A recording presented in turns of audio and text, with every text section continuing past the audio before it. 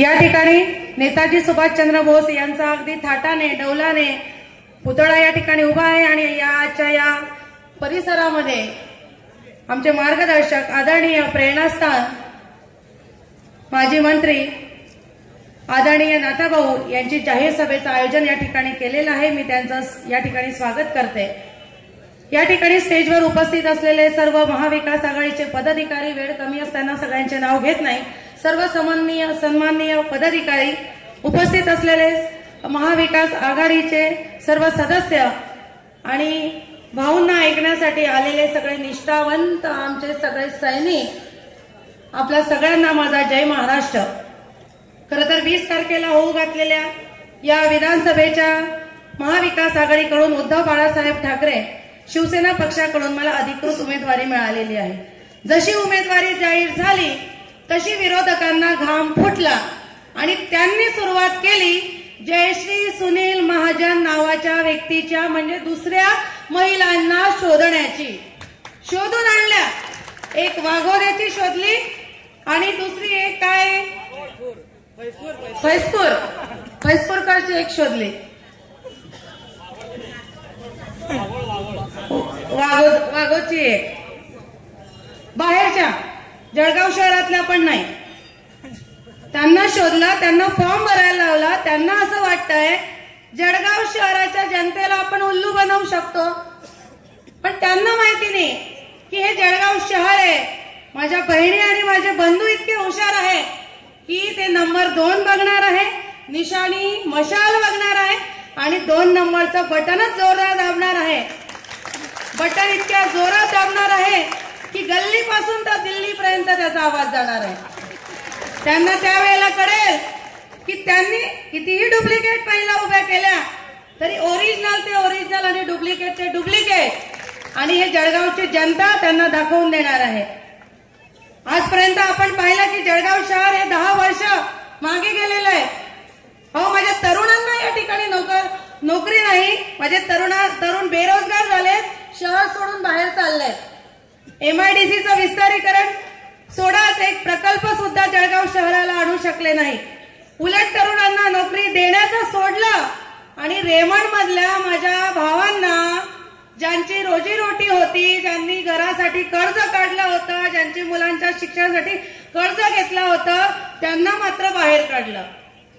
आणि जेव्हा त्यांनी कंप्लेंट केली तर त्यांच्या विरोधात, त्यांच्या बरोबरीने आवाज उठवायला सुद्धा तयार झाले नाही।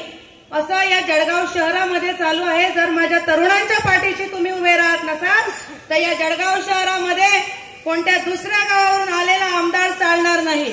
स्थानिक जळगाव शहराचा आमदार या ठिकाणी लागेल। दुसऱ्या गावातून इथे यायचं, जळगाव शहरामध्ये आपले धंदे सुरू करायचे, दारूचे आहेत, हॉटेली आहेत, सुवर्ण सोन्याची दुकानं आहेत। आमच्या जळगाव शहराच्या नागरिकांच्या जीवावर कमाई करायची आणि या ठिकाणी अवैध असे धंदे सुरू करायचे, चालणार नाही। या वेळेला ही जनता त्यांना त्यांची जागा दाखवल्याशिवाय राहणार नाही। या ठिकाणी जो उमेदवार जयश्री सुनील महाजन आपल्या समोर उभी आहे, ती शैक्षणिक संस्था चालवते, ती पण स्लम एरियामध्ये कुठल्याही प्रकारचं डोनेशन न घेता। माझ्या मेहरून परिसरातील मुलं शिकली पाहिजे, तरुणी शिकली पाहिजे, त्याच्यासाठी अहोरात्र मेहनत घेते। एक शिक्षिका म्हणून आपल्या समोर जे उमेदवार उभा आहेत ती विद्यार्थी घडवण्याचं कार्य करते, देशाचं जे भविष्य आहे ते घडवण्याचं काम करतो। आणि दुसरीकडे दुसरे आमचे मामा आहेत ज्यांनी आपल्याला नाना बनवलं आहे, ते आमची तरुण पिढीला बिघडवण्याचं काम करते। त्यामुळे मला आपल्या सगळ्यांना नागरिकांना एकच प्रश्न विचारायचा आहे की आपल्याला तरुणांचा भल्याचा असा उमेदवार पाहिजे की तरुणांना चुकीच्या वाईट वृत्तीला लावणारा असा उमेदवार हवाय, असा आमदार हवाय। निर्णय जनतेला घ्यायचा आहे। अहो, ज्यांनी मोठं केलं त्यांना ते होऊ शकले नाही। ज्यांनी त्यांच्यासाठी 10 वर्षापूर्वी जळगाव शहरामध्ये सभा घेतल्या, याच ठिकाणी सभा झाली होती। जळगाव शहरामध्ये इतरत्रही सभा झाल्या, फोन केले, सगळ्यांना कामाला लावलं।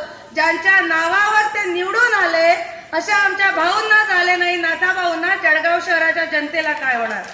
जळगाव शहरातील जनतेने हे लक्षात ठेवलं पाहिजे। जळगाव शहरातील जनतेने हे लक्षात ठेवलं पाहिजे की ते कोणाचे नाही, ते फक्त स्वार्थाचे आहे.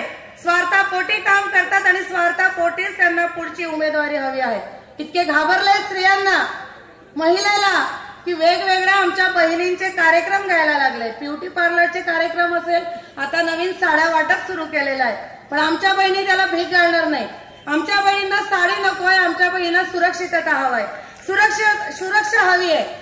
आमच्या बहिणीची सुरक्षा फक्त ही बहीणच करू शकते, कारण बहिणीची सुरक्षा, बहिणीच्या भावना ही बहीणच जाणू शकते. म्हणून या बहिणीला, बहिणीच्या पाठीशी सगळ्या माझ्या महिला भगिनी आणि माझे बांधव हे उभे राहतील याची मला 100% खात्री आहे.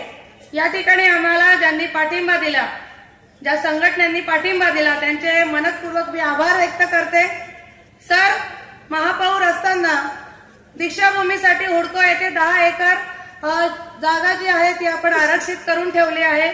अर्थसंकल्पामध्ये सुद्धा त्याला बजेट लावलेलं आहे, परंतु त्याला पुढे नेण्याचं काम या ठिकाणी झालं नाही. पण आपल्याला मी या ठिकाणी शब्द देते, जर मला जळगावच्या जनतेने आशीर्वाद दिला तर दीक्षाभूमीसाठी निधी हा शासनाकडून मी आणेल. त्याच्यासाठी 100% आपले प्रयत्न असेल आणि नागपूरच्या धर्तीवर अतिशय सुंदर अशी दीक्षाभूमी जळगाव शहरामध्ये, हुडकोमध्ये, पिंपराळा या परिसरामध्ये डौलाने उभी राहील. एवढा शब्द आपल्याला या ठिकाणी देते. जळगाव शहरामध्ये MIDCचं विस्तारीकरण, IT पार्क आणणे, वेगवेगळे प्रोजेक्ट आणणे, जेणेकरून आमच्या तरुणांना काम मिळालं पाहिजे. छोटे प्रोजेक्ट, जर मोठे प्रोजेक्ट आले तर लहान प्रोजेक्ट हे आपोआपच निर्माण होतात. त्यामुळे महिलांना रोजगार मिळतो, तरुणांना रोजगार मिळतो. त्याच्यासाठी माझे प्रयत्न असणार आहे. जळगाव शहराची देणगी असणारे मेहरून तलाव, जे निसर्गाची देणगी आहे, त्याला पर्यटन स्थळ कसं तयार करता येईल, पर्यटन स्थळ हे झालं पाहिजे, जेणेकरून मधला रस्ता रामेश्वर कॉलनी जोडणारा रस्ता मधला, बरोबर, पर्यटन स्थळ जर झालं तर बाहेरच्या शहरातले लोक आपल्या शहरात बघायला येतील. नक्कीच दळणवळण जे असेल ते सुद्धा वाढेल, दरडोई उत्पन्न वाढेल, माझ्या शहरातला पैसा शहरामध्ये खेळता राहील आणि त्याच्यामुळे माझं जळगाव हे श्रीमंत शहर झाल्याशिवाय राहणार नाही. या ठिकाणी मी साहेबांना, आपल्याला भाऊंना ऐकायचं असल्यामुळे बोलून खूप झालंय, पण तरी या ठिकाणी मी थांबते. पण तुम्हाला एकच आश्वासित करते, एक शिक्षित महिला आहे, MSc MAd झालेली आहे, आपल्या प्रशासनामध्ये काम केलेलं आहे, त्याच्यामुळे महापौर पदाचा चांगला अनुभव आहे. जळगाव शहराच्या कानाकोपऱ्यामध्ये फिरलेली आहे. जळगाव शहराचा बॅकलॉग मला माहिती आहे. जळगाव शहराचा प्रत्येक रस्त्याच्या ठिकाणी एकमेव अशी महापौर होती की त्यांनी जास्तीचा महापालिकेचा निधी लावलेला आहे. परंतु हे उजेडात आणलं गेलं नाही. उलट विचारलं जातं महापौर असताना काय केलं. साक्ष आहे महासभेमध्ये असणारे नगरसेवक, जर 1 कोटी शासनाकडून मंजूर झालेला असेल तर त्याला 50 लाख, 1 कोटी महापालिकेचा निधी मी लावलेला आहे आणि ठराव मंजूर केलेला आहे. पण महापौर पदावरून जशी उतरले तसे या ठिकाणी नारळ फोडण्यात आला आणि रस्त्यांच्या कामांना सुरुवात केली, जेणेकरून आमच्या जळगावच्या जनतेला समजू नये की हे काम महापौरांनी केलंय, नगरसेवकांनी केलंय. फक्त त्यांनी त्यांची भाकरी त्या ठिकाणी भाजून घेतली आणि PWDला सगळं काम दिलं. पण यावेळेला चालणार नाही. यावेळेला त्यांना आपल्या सगळ्यांना मिळून धडा शिकवायचा आहे आणि एक सुशिक्षित अशी महिला विधानसभेमध्ये पाठवायची, एवढीच विनंती आपल्या सगळ्यांना करते. अनुक्रम क्रमांक 2 मशाल शेजारचं बटन आपण दाबावं आणि मला प्रचंड मतांनी विजयी करावं. कारण माझे मायबाप आपण आहात, माझे नेते या ठिकाणी बसलेले आहेत.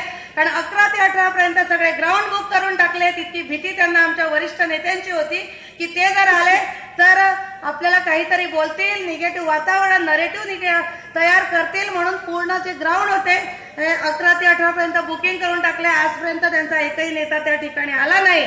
पण आम्हाला सभा घेता येऊ नये म्हणून त्यांनी हे गोष्टी केल्या. पण आम्ही त्यांना मानत नाही. आम्ही कुठेही सभा घेऊ शकतो.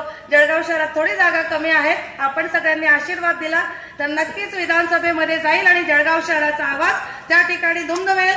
आपल्या सगळ्यांना मी नम्र विनंती करते. या ठिकाणी थांबते. धन्यवाद. जय हिंद, जय महाराष्ट्र.